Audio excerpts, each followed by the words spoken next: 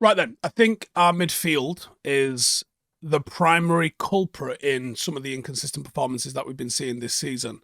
I think the defence is in good shape. I think whether or not the attack is scoring goals, there's not really many options for us to sort of look at, digest, analyse in that. But I do think the midfield is something that can be fixed. We are seeing a lack of creativity and a lack of control that would elevate us if we manage to implement that. I think the root of the problem lies within the tactical structure, and I covered Bruno. I'm going to touch on Bruno. He's going to be like one of the 5 things that I look at in this video. But I covered Bruno in his own video a week or so ago. Now, I think it lies within the tactical structure, and it currently feels like it's one that Ten Hag seems hesitant to tweak, despite the glaring warning signs with it. Now, Bruno Fernandes. This is the dilemma of creativity versus control. And actually, the creativity is not quite there with him. So let's start with Bruno. He is Manchester United's playmaker. That is his role within the team. And the numbers don't lie. He has delivered goals and assists on a consistent basis since joining Manchester United. But this season, as United have moved towards this 3-2-5, 3-1-6 sort of build-up structure, as we look to try and have control and overpower teams in the back line, Bruno has gotten lost and his role within that team has diminished. Now, against Crystal Palace, we highlighted that he lost possession 34 times and essentially created nothing. While his instinct is to make high-risk, high-reward passes, and it's something that makes him so dangerous while doing it, it can be a double-edged sword. Because the second that that's not being effective, everyone goes, what's going on here? And that feels to me like what's going on. I think Bruno might not be suited to possession-orientated patterns and control. Bruno thrived when Manchester United were the chaotic transitional team that was absolute 100 mile an hour attacking. He can unlock defences with a single moment of brilliance. But the philosophy that Ten Hag clearly wants to play doesn't have Bruno fitting into it as seamlessly as expected. Now, since he took charge, United's play has... It's tried to do a few things, but I think it's tried to focus on being compact and minimising space in between the lines, trying to dictate tempo. I think when you look at us this season, these are the things that we are trying to do. That's not always been the case. You couldn't have called United compact last season.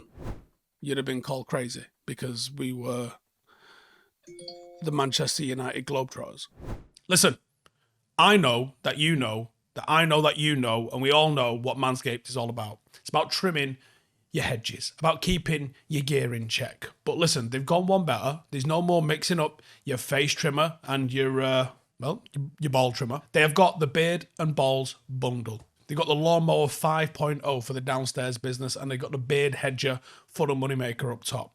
That's right, separate tools for separate jobs. So sort your life out. Get 20% off and free shipping with the code Howson, that's HOWSON, at manscaped.com. Listen, nobody wants to see your bits looking like a bad Team America beard. Fix it up, look sharp, stop butchering yourself while you're at it. It's 20% off and free shipping with the code Howson at manscaped.com. Get it done, and someone might want to touch your cock. Now, Bruno's unpredictability is disrupting that, I think. When we looked at a recent sort of tactical breakdown, we identified that Bruno's attempt at low percentage passes is very frequent. He often bypasses the easier options to look for. I've seen it called Hollywood ball, and it is a little bit of a Hollywood ball, to be honest. And that can break down the sort of possession rhythm of United. If you take away his creative freedom, however, you could diminish what makes him so special. So it's a potential tactical paradox. Now, one fix that I explored in a video a couple of weeks ago, which still hasn't been attempted yet, is to move Bruno Fernandes into a deepened role in certain games, if not permanently, where control is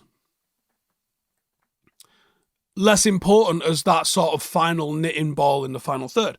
And also, he would have less opportunity for those very low percentage balls.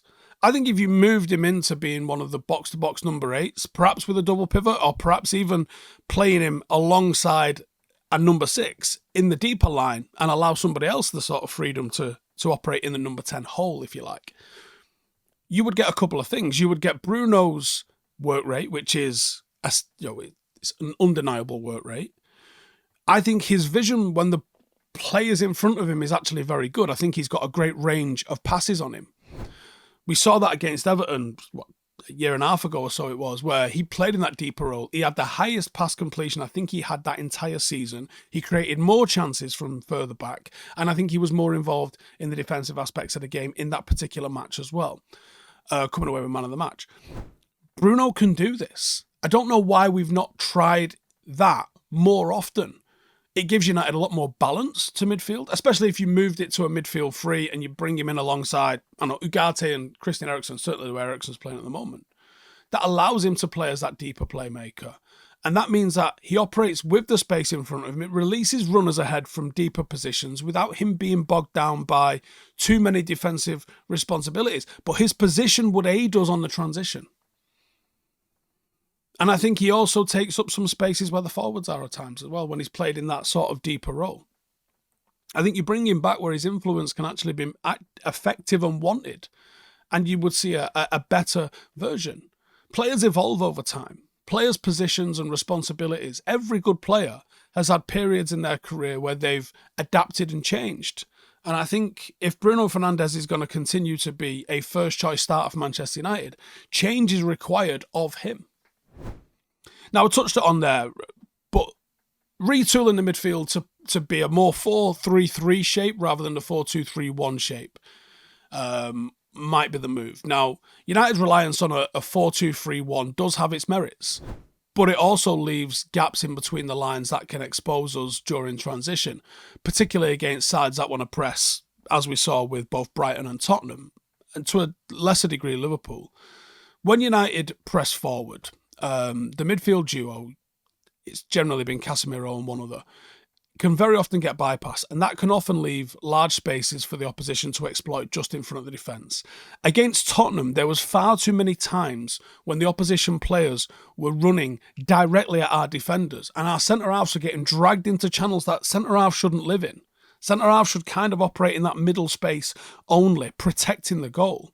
When they start getting dragged out to the sort of corners and edges of the box, or potentially pressing beyond the line, you're in trouble.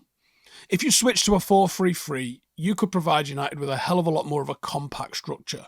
The single pivot, the single number 6, if you like, whether that be Ugarte, which is more probable, or Casemiro, United could deploy 2 advanced midfielders who can both create and press. And that ensures that the team would maintain balance, with the deeper midfielder able to cover defensively and the others there to link the play. Eriksen could be the controller. He could easily slot into one of those advanced midfield roles.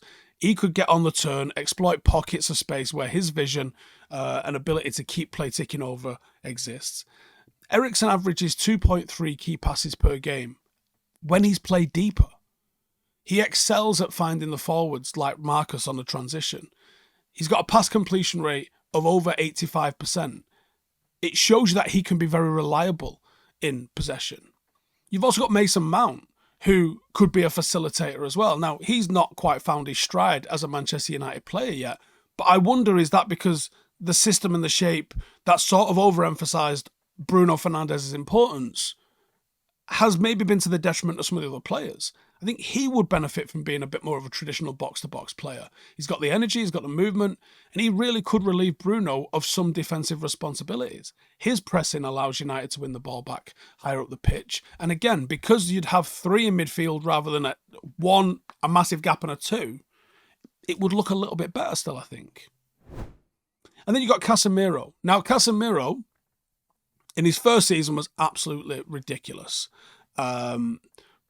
Last season, he was also absolutely ridiculous, but in a different direction. His defensive numbers are still solid. He's got 3.4 tackles per 90. His effectiveness in transition is what has declined. Could be tactics. It could be inherent within him that the way he presses is not effective. Opposition teams are increasingly isolating Casemiro in midfield, exposing his lack of ability to cover ground laterally especially. And in games against top opposition, like the recent defeat to Liverpool, Casemiro's inability to cover the full width of the pitch led to him being bypassed in midfield and essentially taken off for Collier to come on.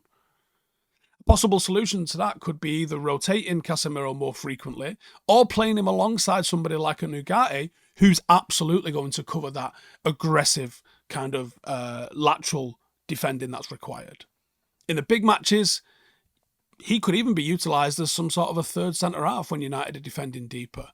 It not only protects him from being overrun in midfield, but it also strengthens the defence in games when United are expected to absorb a little bit of pressure.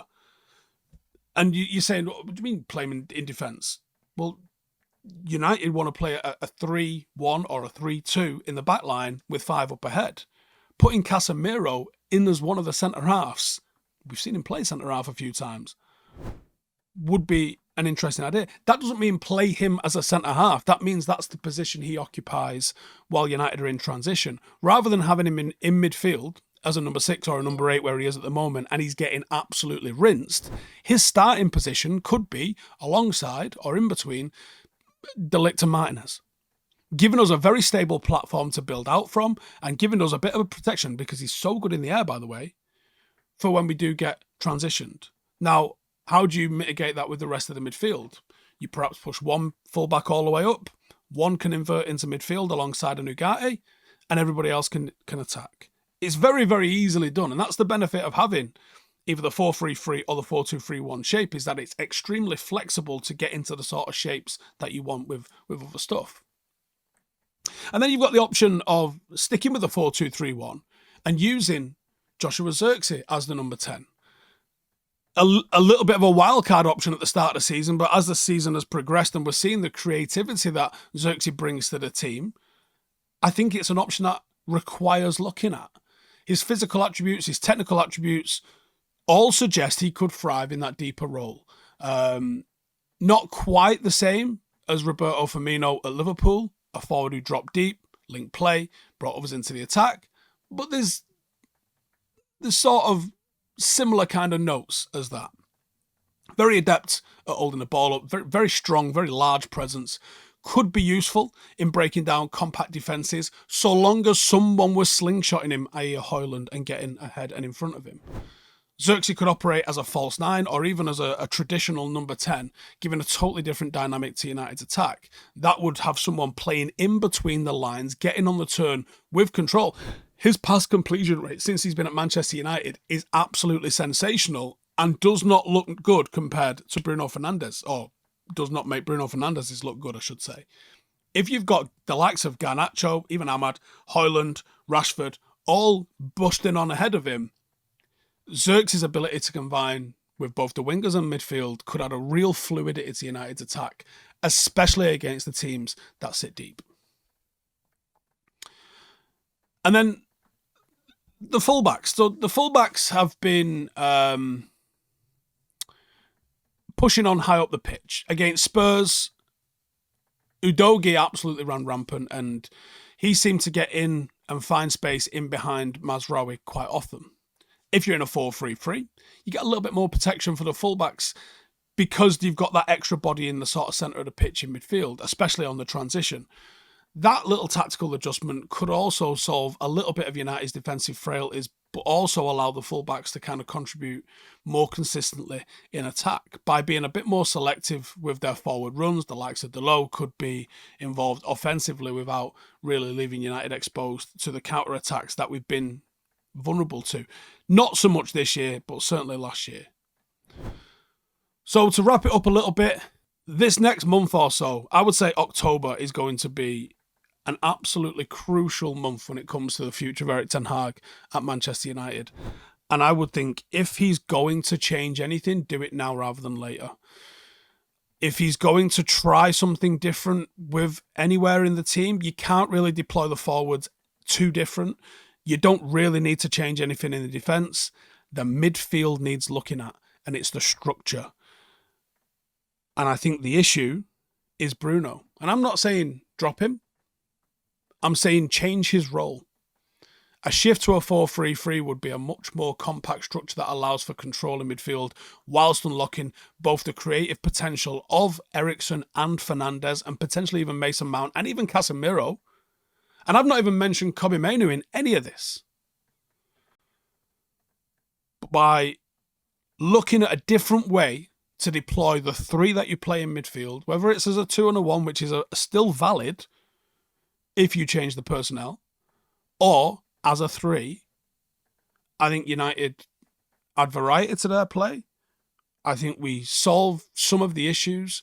It might help us start scoring more goals. I think he needs to be bold. Because if he just keeps doing the same old, he will find himself out of a job because I don't know where the results are going to improve. Manchester United right now can't score goals. How are we going to help us score goals? Change the structure in midfield.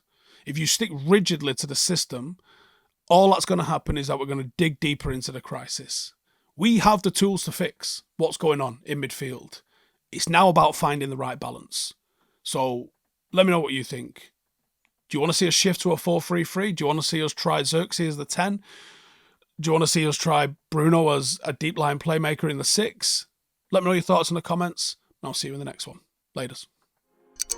Hey, thank you for watching the video. If you are new around these parts, then don't forget to subscribe. My channel is proudly supported by my community on Patreon. If you'd like to get a little bit of extra content, a Discord group, meetups, 5-a-side games, weekly podcasts, behind the scenes, and even an occasional bit of transfer news as and when I get it, then for the price of a pint, you can show your appreciation for the content that we make and get some goodies for doing so as well. Check the link in the description or click the button right here. You'll also find all of my socials here too if you want to follow me on any of those platforms. Nice one.